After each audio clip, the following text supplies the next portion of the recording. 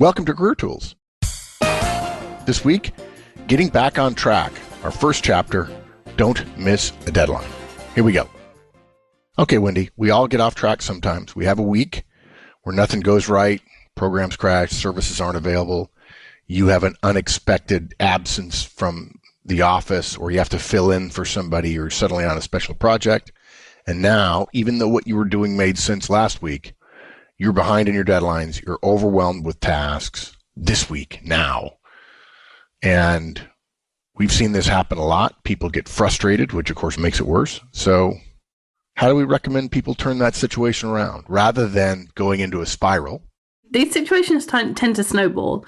One thing goes wrong and then next, and then all of a sudden you've got like 20 deadlines that you're behind on, and it's frightening and you don't know what to do. So yeah, I have found historically that in working with managers and executives on situations like this, they seem surprised because everything they're doing makes sense, right? I got to do this because of that, and I got to do this because of that. And yet still you end up in a situation where you're behind the power curve, and more junior people say to me, well, I don't understand. I did all the things that made sense and I'm off track. And I said, well, that happens from time to time because sometimes the urgent takes the place of the important. But I also think a big part of this is underappreciation for goal setting, for clear priorities. There are only 1, 2, 3 things you can do, and you have to learn to say no. And I think people say, yes, I'm doing X, and X makes sense. But the question of whether or not X makes sense or whether X has value is the wrong question, because virtually everything you're going to be asked to do at work makes sense and has value. The question is relative value.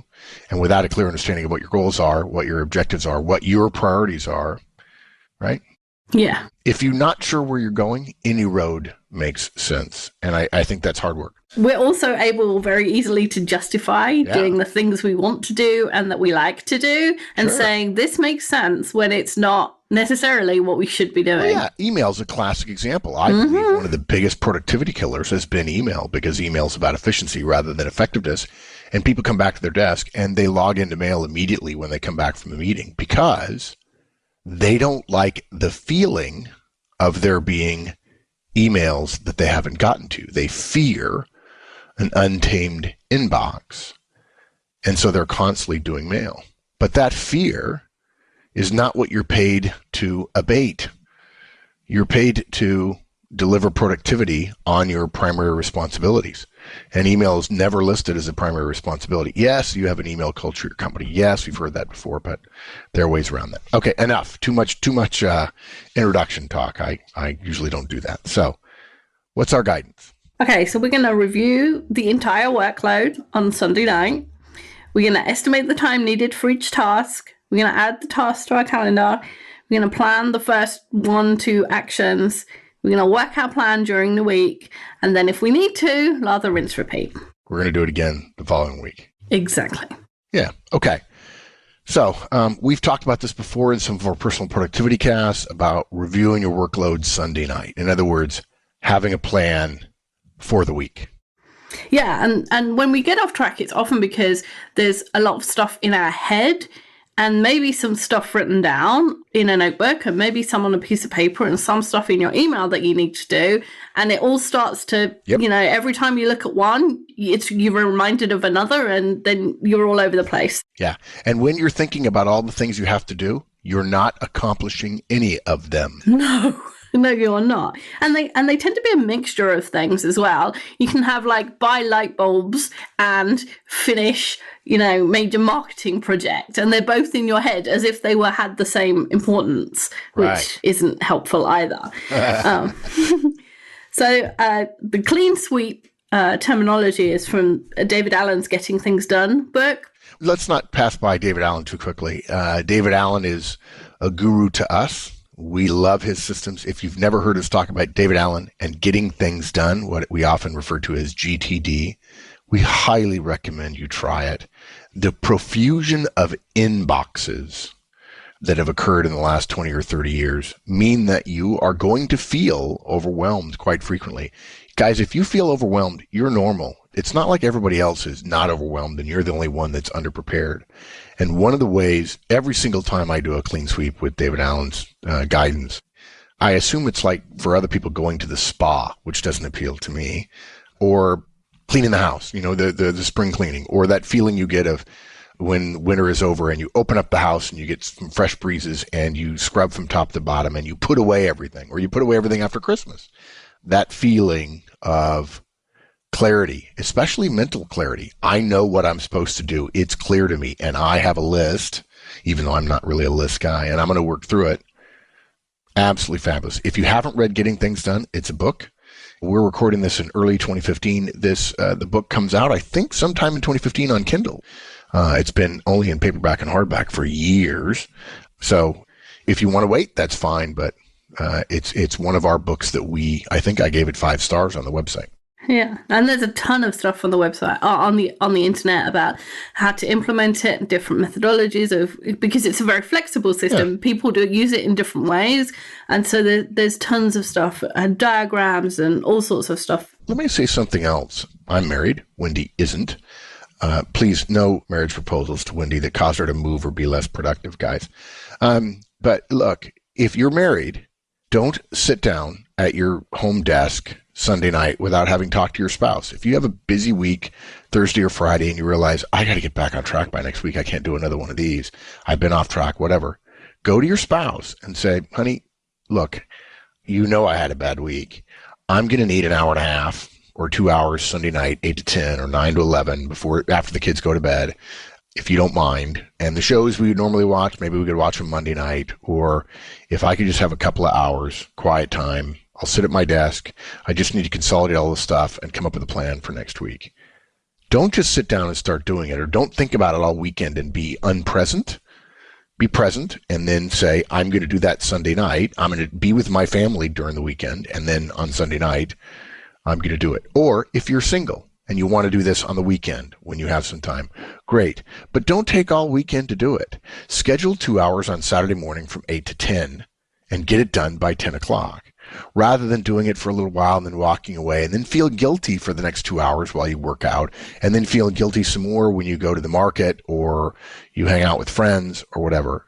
Schedule some time in your head. Ask your significant other for that time to be left untethered, and then make it happen. And if Sunday night's not possible, you can do it Sunday morning or Saturday night for that matter. Yeah. Folks with social schedules like mine, Saturday night's free. And mine, so, So in this 2 hours that we have on Saturday night, because we have nothing else to do, we're going to brainstorm all of the deliverables we have. The stuff we're overdue on from last week, the stuff that's coming up this week. And it's maybe not exactly brainstorm, but we're going to dig through all of our projects, all of our normal work requirements, all of our reports and everything else. Yeah, all those sticky notes you've got, all those notes, all the things that are in your head, all the things that are on your calendar. All the things in the email. Exactly. Right. And then have a really long list. And it doesn't matter how long the list is, because you just want everything out of your head and on a piece of paper. That's the piece that makes you feel clear. For your Harry Potter fans, this is a pensive moment. It is. And once you have a clear list of what you need to do, what we're recommending that you do is organize the list in order of the deadlines for this week. So the things that you have to do this week that have a deadline, a hard deadline for this week. And if you did this on paper, you don't have to rearrange the list. You can just, check mark them off or highlight them or something. This doesn't have to be pretty. So if you've got something on your list that says you have to have a certain report done by 5 o'clock on Wednesday, then next to it on the list, write Wednesday, 5 o'clock. And the temptation is, like we've talked about this before in other things, is to decide what's important and keep, this must be important, and this. It's like, when you're trying to get rid of clutter in your house, you suddenly find this attachment to things that are completely not useful. So just keep in mind that the things with deadlines, the things that are important, are not necessarily everything, right? You shouldn't end up with 25, 30 things when your list is only 35 things. It should be 5 out of 35. Right. So the things that are really only essential. Yeah, and by the way, if you're an individual contributor and you're required to make 40 calls on Monday, Okay, that's a deliverable. That's a responsibility, and you need to figure out how that gets done. In other words, don't not list the core part of your job if the core part of your job is processing forms or making phone calls or receiving phone calls or whatever. Okay, include those things. Sometimes those things don't get written down. They don't get talked about. We only focus on projects or things that we're trying to fit in. But include your core responsibilities, particularly for those of you who are individual contributors. Okay? Absolutely. And if there's something that would be nice to have, but nobody will notice it, if it's a couple of days late, then do it a couple of days late. If in this situation, we're talking about not a crisis, but we're on the way, the slippery slope to a crisis. You're already late with deadlines. You're already overwhelmed with tasks. And so getting rid of a few things or making a few things late so that you can hit the really important ones is okay. This isn't do this every week and let things slip or don't go to meetings every week. This is a getting back on track, which implies that you're off track. Good. Now, one of the things we recommend that everybody does each week is have lunch with a colleague, somebody else, somebody outside and part of building your network. That's something that doesn't have a deadline associated with it, and you could slip that a week and it wouldn't kill you. Yeah. You could even miss one rather than doing 2 the following week. If you have a 2-week process you're going to go through, it's okay to miss one and maybe miss 2, and then maybe you do 3 the following week, or maybe you only do 1 the next couple of weeks and you say, well, I missed one. Mm-hmm. Okay, good. So the next thing to do is estimate the time needed for each task. So you've separated the urgent from the important. You're talking about just these things that need to be done this week. So you then estimate the time you need for each task and then reduce it by 25%. So if you say it's going to take me 2 hours, write down an hour and a half, because work expands to fill the time available. And so if you say it's going to take 2 hours, it'll take 2 hours. Right. And if you say I've got an hour and a half, then you'll get it done in an hour and a half. And Pareto's principle says that 80% of the results are achieved in 20% of the time. Yep. So you're going to get the majority of the quality of what you were going to do in the 2 hours in an hour and a half. Yeah, Parkinson's law is related to, actually it comes from, I'm sure Wendy knows this, is the British civil service, and work expands to fill the time allotted. And it's a bleak kind of statement, which says if you don't give work any time, it takes up a bunch of time. Something can be done in 50 minutes. Well, Horstman's corollary to that is work contracts to fill the time you give it. And folks, everything I've seen in my entire, 25 years of coaching and managing and training executives and managers and individual contributors is everything you do could be done in 2/3 of the time it takes you to do it.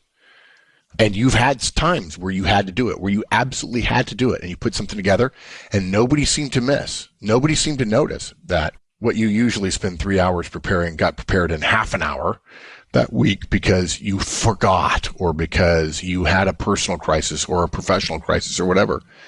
And nobody minds. And people spend way too much time on all kinds of things and get sloppy about it.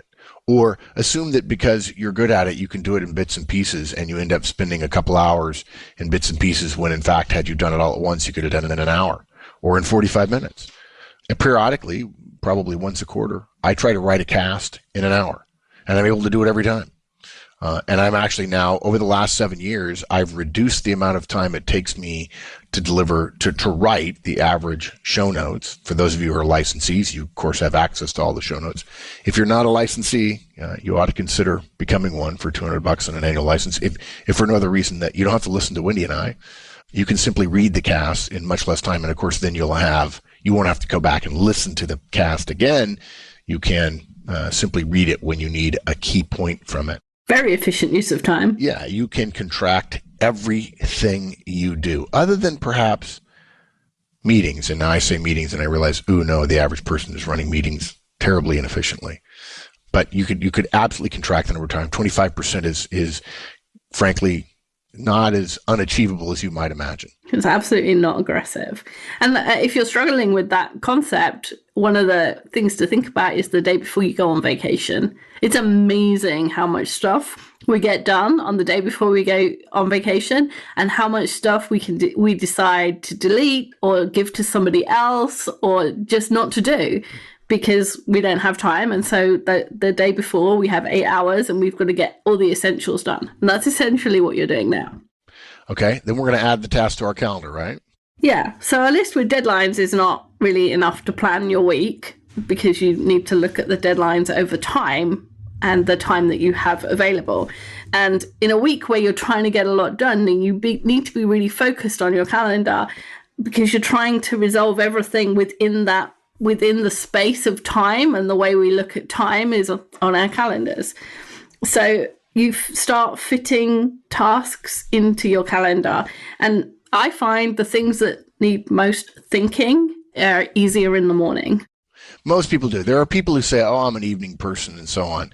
The fact is, folks, for the vast majority of you, your brain power is best in early morning light, in early morning time, your ability to make decisions at 5 o'clock in the afternoon, even if you're a night person, which is much more rare than people say it. Usually that just means a person who likes to socialize.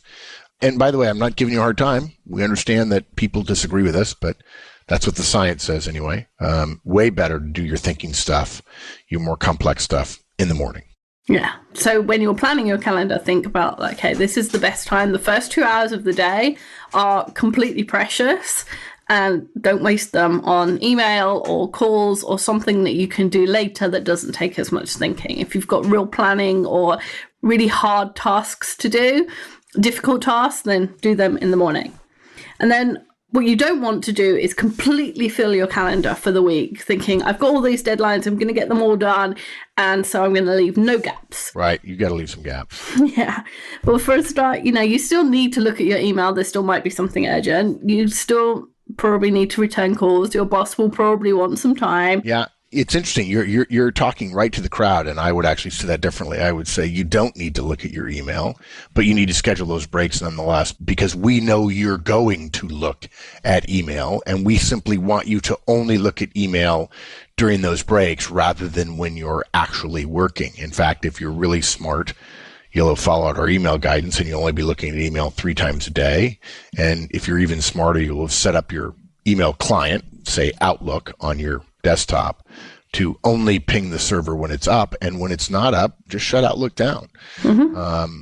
Now, some of you would say, well, my calendar is in Outlook. Okay, fine. Well, set up your email to ping the server, your email client, Outlook, to only ping the server when you tell it to, manually. And that way, it looks as if you have no mail. Or print your calendar. And exactly. And set your Outlook up so that mail disappears, and the only thing that's visible on your calendar, on your desktop, is your calendar. You can do that. Or show your calendar on your phone. Okay. And turn off the toast in the bottom right hand corner of your thing saying you have a new mail, and turn that off on your phone. You can do all these things to focus. And yes, you're going to get interrupted. And this is the time this week where you can say to people, I'm sorry, I really can't. I'm swamped this week. Mm-hmm. And don't say I'm swamped. You'll get in the habit of saying I'm swamped all the time. And you're not swamped all the time. This week is a special week. We're trying to get back on track. Hey, I'm really swamped this week. Can we talk about this later? Or I'm working to a deadline, which is if you tell yourself, or if you tell yourself and other people that you're swamped all the time, your brain will start to believe it. Whereas if you tell it, I'm working to a deadline, it says, awesome, I'll work harder. Yeah. So when you're planning your week and you're putting all the tasks onto your calendar, and you come across a meeting, you filled Monday morning and you get to Monday afternoon and you're about to put a task there and, oh, there's a meeting there. Ask yourself, does this really have to happen this week? Is it as important as the other things that are on my deadline list? If I were on vacation, would it be okay if I skipped it? If the answer is yes, then skip it. Good. If I were on vacation, yeah. Another way to think about it is not, can I skip it? But how much trouble will I be in if I skip it versus how much trouble will I be in if I start missing deadlines again this week? Mm-hmm. Right? And it's a question of where you're going to take your pain, folks. And what too many of us have done has acted as if, I'm good at avoiding pain, but you're constantly in a low-level state of anxiety and pain because you're constantly behind on things. Yeah. If you're not needed, or you can send somebody else, or you can send a report instead, then take that meeting off your calendar and use it for the priorities that you've already decided that you have. Okay, now we've got to plan the first couple of actions. Yeah. So for each of the things that you have on your list, or each of the tasks, then start by on Sunday night still, and you might want to write this in the calendar appointment, the first couple of subtasks for that task, because it's really hard to be at the beginning of a project or the beginning of a task and be looking at a blank email or a blank piece of paper. There's a run up, there's a startup time. And if you've already done it, when you get to that point on your calendar and it says, do this task and the first action is this, then you'll start much more quickly and you won't waste as much time. So, if you're going to start a report, then you might find the first task might be find a Word template for this kind of report, or call Bill and get him to send me the data, create an outline, draw a data flow diagram, any of those first tasks, so that when you get to that point, you can hit the ground running, as it were. And one thing, if you get really bogged down in procrastination, then you can write open Excel as your first task, open the program, but you probably don't need to do that. No, hopefully you're not procrastinating that much this week, but and what you don't want to do is plan the entire thing on Sunday night. You just need enough to get you started, because once you're started, the momentum will take you through, so you'll waste the planning. And secondly, most of us can't plan an entire task unless it's something we've done a lot before, but most people can't plan the entire thing and don't need to plan the entire thing. They just need to get started. Okay. So the next thing is once you've got to this point and you've got everything on your calendar, you know what the first action is for each of the tasks that you've put on your calendar. It's now Sunday night, you can go to bed, and then Monday morning you work the plan. So when you get into work on Monday, you get your coffee and you start on whatever task it says on your calendar that you were going to do. Don't let yourself be distracted by email or some other conversation or, something, your boss walks up to you and says, can you do this? Yes, I can, but I'm working to a deadline on this first. Right. And if you can work from home or work from a different location or a conference room, somewhere where people can't find you, on those weeks when you're trying to clear the decks and hit all those deadlines, being somewhere where people can't find you is quite helpful. Yeah, I find it interesting, the diversity of people. A lot of people say, I really like working from home. And so I work from home 3 or 4 days a week. I'm like, wow. And now I dial into meetings. Yeah. We generally don't recommend that. We understand that work is becoming more virtual, much to the chagrin of most companies. It saves money, but it reduces productivity enormously. That said as well, there are times where some singular time, alone time, if you will, is good. And this is one of those times. That said, don't walk into the office and say, well, if if I could only have this week at home, I'd be caught up because I have a bunch of individual work. And of course, for some of you, your work requires talking to other people a lot. And so that being at home wouldn't help. But you can get this all done at work.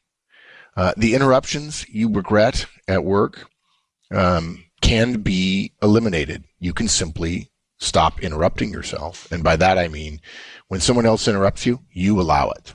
And yes, there are times when your boss says, I know you're going to say no, but I'm going to talk to you. But your peers, you could say, I'm really sorry, I can't.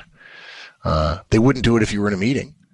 Surely this takes the precedence, or it at least rises to kind of getting back on track to meet your requirements for accepting your pay, being productive at the level you're expected to be, should be justified at the level of going to a meeting, which most people agree are crap anyway.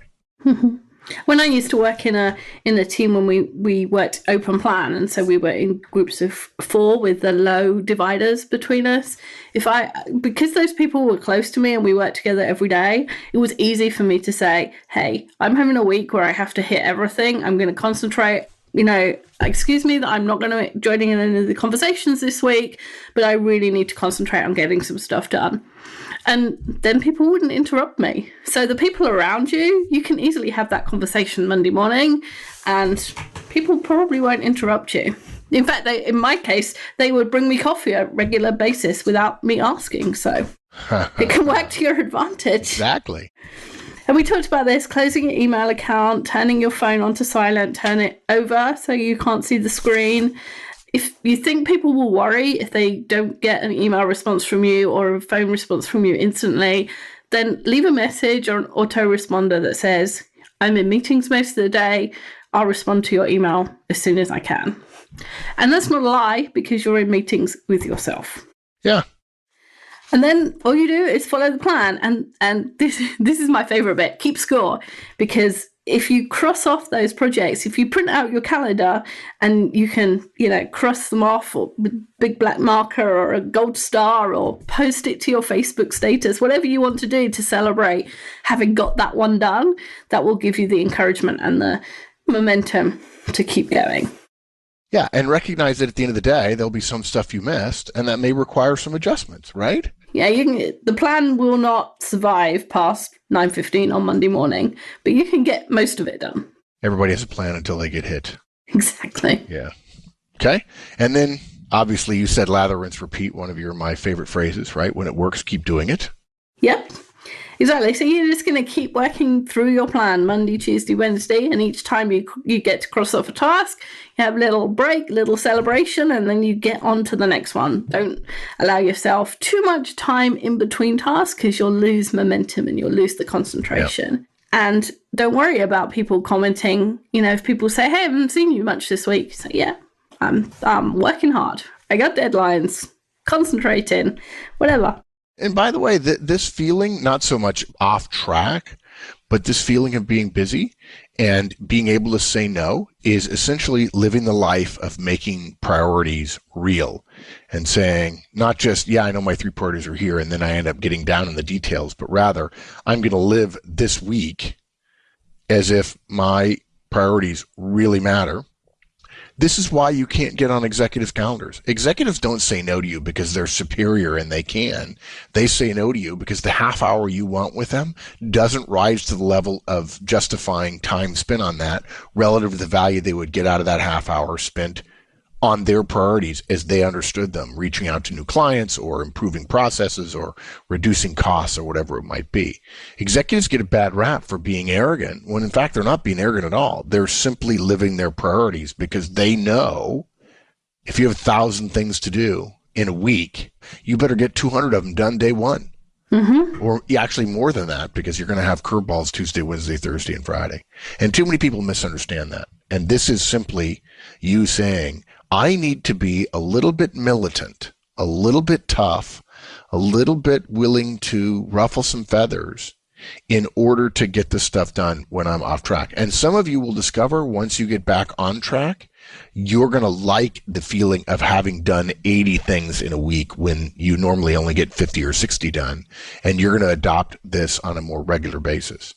People say to me all the time, I'd love to talk to you. I can't get to talk to you. I said, I've got these things to do. You tell me whether or not I should be doing that. I mean, if I'm doing everything, then everything's important and therefore nothing's important. Mm-hmm. And so hopefully by the end of the week, you've cleared everything that had a deadline of this week that was late, and you're back on track. And you can go out on Friday night and have dinner and celebrate and chill out.